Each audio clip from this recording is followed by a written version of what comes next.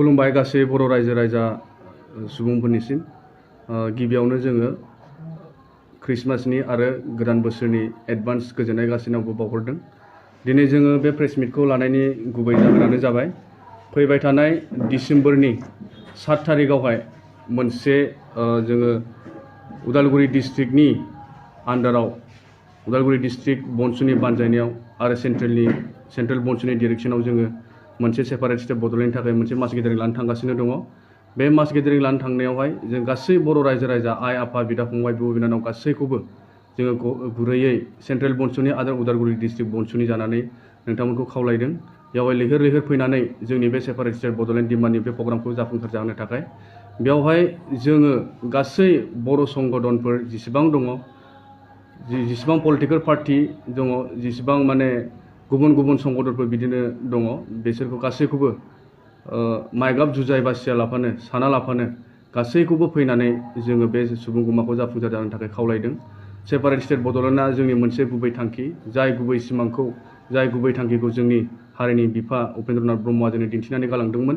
बे बिथांनि दिनै सिमाङा जाफुंसार जानो हायाखै। बेनिखायनो दिनै गासैबो बर' रायजो राजा आइ आफा बिदा फंबाय बिब' बिनानावमोननि मैखुनाव गोसो गोरबोआव खर' मेलेमाव दिनैसिमबो बे सेपारेट स्टेट बड'लेण्डनि सिमाङा दङ। नाथाय बे सेपारेट बड'लेण्ड सिमांखौ दिनै जाफुंसार होनो रावबो राव होनो गैयैलाय दिनै बनसुआ मोनसे गोदान जुगनि आदब खायदाजों, मोनसे गोदान स्पिरिटजों, मोनसे गोदान जिउजों दिनै गावबागाव टाइमखौ, गावबागाव समायखौ डेडिकेसन बावसोमनानै दिनै बे सेपारेट स्टेट बड'लेण्डखौ सिमांखौ जाफुंसार होनो थाखाय जानजि खाफ्रादों। बेवहाय जों दिनै बनसु हारसिङै दिनै बे सिमांखौ जाफुंसार जाहोनो हानाय नङा। बेनिखायनो गासै रायजो राजा आइ आफा बिदा फंबायमोनखौ जों दिनै गुग्रुबै खुलुमनानै खावलायदों जे दिनैनि बे 7 तारिखआव जानो गोनां मास गेदारिं प्रग्रामाव फैनानै लैहोर लैहोर फैनानै बे जोंनि मास गेदारिं प्रग्रामखौ साक्सेसफुल जाहोगोन। बेवहाय जों गासै संगठननि बर' संगठन गासैबो जोङो रावखौबो जोङो बासियाखै, गासैनोबो जों इनभिटेसन हरदों। बेजों लोगोसे दिनै ससियेल मिडियानि जुगिदियै जाय गामिफ्राव, जाय जायगाफ्राव जोङो सफैनो हायाखै, बे जायगानि सुबुंफोरखौ जोङो फैनानै दिनै बे सुबुंगमाखौ जाफुंसार जानो थाखाय जों खावलायदों। बेजोंनो लोगोसे जों दिनै बनसुआ मोनसे खोथा होबावदों।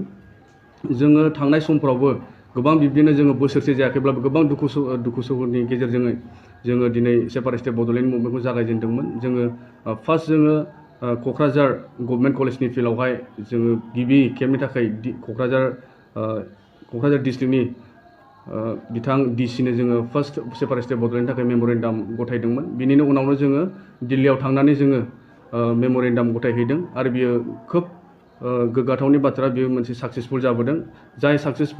जाय मेम'रेन्डामखौ जोङो गथायनायाव सेन्ट्रेल मिनिस्टार बिथां रामदास आथवालेया जोंनो मोनसे पजिटिभ खोथा होदों आरो बे खोथाखौ लानानैनो जोङो दिनै बनसुआ उत्साह मोनखांनानै बर' रायजाफोरनि हेफाजाबाव दिनै जोङो बे बड'लेण्डखौ जोङो सेपारेट स्टेट बड'लेण्ड डिमान्डनि इस्युखौ जोङो दिनै लांबाय थादों, आखायाव लादों आरो जोङो मोनथिगौदि फैबाय थानाय आफ्टार 2024 गोदानै माखासे गुबुन स्टेटफोर सोरजिनो नागिरदों, जाय स्टेटखौ बिथांमोना 50सिम प्लास खालामनो नागिरदों।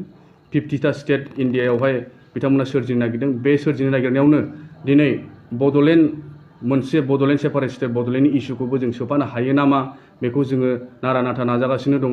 बेवहाय जोंहा गोबां दुखु खस्थ' सहायनांदों, थेवब्लाबो जोङो रायजोफोरनि अननायाव, रायजोफोरनि अनसायनायाव दिनै जोङो जेननानै थायाखै। गोबां रायजो राजाफ्रानो जोंनो हेफाजाब मदद होदों आरो जोङो दिनै बनसु जानानै बनसुनि मावख'गिरि बिथांमोना, सुबुंमोना दिनै गावबागाव टाइमखौहाय ओरैनो थास्लायस्लाय, ओरैनो माने वेस्ट खालामाजासे जा एसे हायो बेवहाय जोङो फुल 100% डेडिकेसन होनानै दिनै जों गोबां 25 लाखनिख्रुइबो बांसिन बर' रायजो राजाफोरनि आसाखौ, सिमांखौ दिनै जाफुंसार जाहोनो नागिरदों।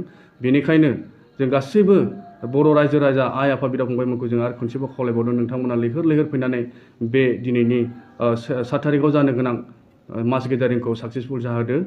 बेनिखायनो बर' रायजो राजा बिथांमोना दिनैनि बे सेपारेट स्टेट बड'लेण्ड डिमान्ड खालामनो नागिरनायाव नोंथांमोना जेबो कनफिउसन जायाजासे, जेबो गोनो गोथो जायाजासे लैहोर लैहोर फैदो आरो दिनैनि बे जानो गोनां 7 तारिखनि प्रग्रामखौ नोंथांमोना साक्सेस खालामनानै होफैगोन होननानै जों मिजिंथियो। गोजोन्थों।